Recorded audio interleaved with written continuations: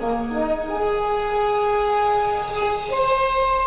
tuned to Cityscape on 90.7 FM and WFUV.org. Good morning once again. I'm George Bodarky.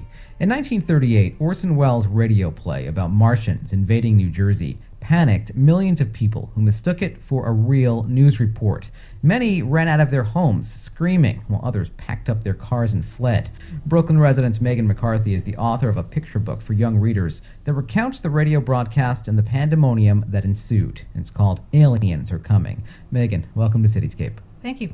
I was talking with a couple of Fordham University students here who knew nothing about Orson Welles' War. Nothing. Zero. Knew nothing about War of the Worlds. I'm kind of shocked. So that does surprise you? A little bit, I guess. Well, I mean, maybe not so much. I'm not sure. I can't really remember how I knew about it in the first place.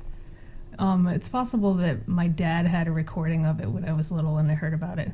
But that's why I kind of did the book, to sort of spread the love. What do you think young people can learn about what happened back in 1938? Well, there was the Hindenburg crash that happened right before then, and they were on the brink of World War II. So I think that's why it incited a lot of panic. So you can learn a lot about history at the same time. It's not just about the broadcast.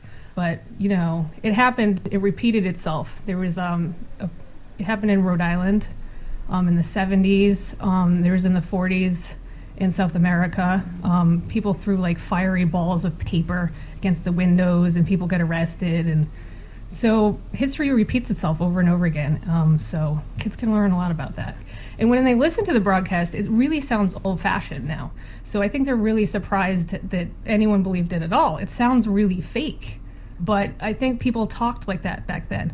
And news broadcasts were really interrupted by reports about the war back then, and it sounded like that. So kids can learn a lot about that too. The War of the Worlds has frequently been called a prank, but the producers were quite upfront about the fact that this was a drama. They even mentioned it throughout the broadcast, but it went over people's heads. It did, but also some people said that they were listening to another radio show at the time, and they got bored of it and they tuned it out and then started listening to the War of the Worlds broadcast, and they said that they missed those announcements. So that's possible. You know, they also made it sound really realistic because they kept playing music interludes and things like that. So a lot of people were gullible back then. Ladies and gentlemen, here is the latest bulletin from the Intercontinental Radio News. Toronto, Canada. Professor Morse of Macmillan University reports observing a total of 3 explosions on the planet Mars between the hours of 7:45 p.m. and 9:20 p.m. Eastern Standard Time. This confirms earlier reports received from American observatories.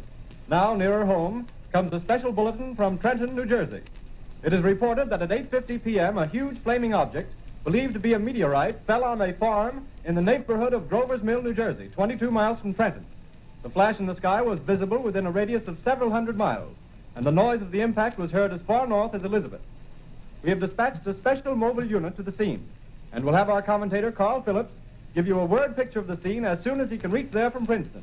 In the meantime, we take you to the Hotel Martinet in Brooklyn, where Bobby Millett and his orchestra are offering a program of dance music.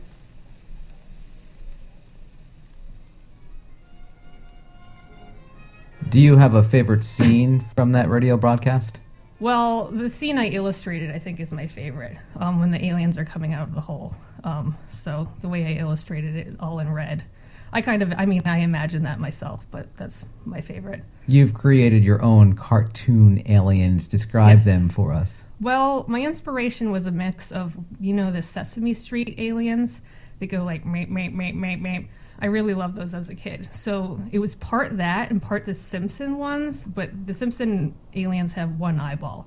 So I kind of like mixed the two together. And then I had a big debate with my designer and editor what color I would color them. So I sent them like the aliens samples in yellow, blue, red, and like orange or something. And I said, what do you guys think? I couldn't make up my mind. And they're like, go for standard green. So that's what I ended up doing. They're not scary. No, and I deliberately made them that way. Like, it was a big issue for me. Like, I asked a lot of people, do you think they're scary? Because I did not want to scare children. I mean, I don't want to give them nightmares. They're goofy. Yeah, they're supposed to be goofy. Like, that's the whole point. Because it's a picture book for kids. I wanted to educate them. It is a scary story if you watch like one of those War of the Worlds movies, but I didn't want to do that for children. So, what do you think about alien life personally? Do you believe in alien life? No. You don't? No, not at all. So if you heard on the radio that Martians were invading New Jersey, you're not buying it? No, I would be one of the ones pretty much not convinced. But, that's why I enjoyed doing the book, Meghan McCarthy, the book is Aliens Are Coming, the true account of the 1938 War of the Worlds radio broadcast. Your website for people who want more information? www.meghan-McCarthy, McCarthy.com. Don't forget the dash. There you go. Thanks so much for coming in. Thank you.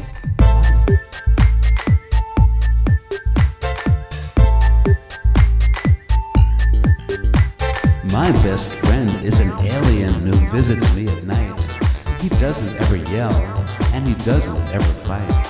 The planet that he comes from is a very peaceful place. We sure can learn a lot from those folks from outer space.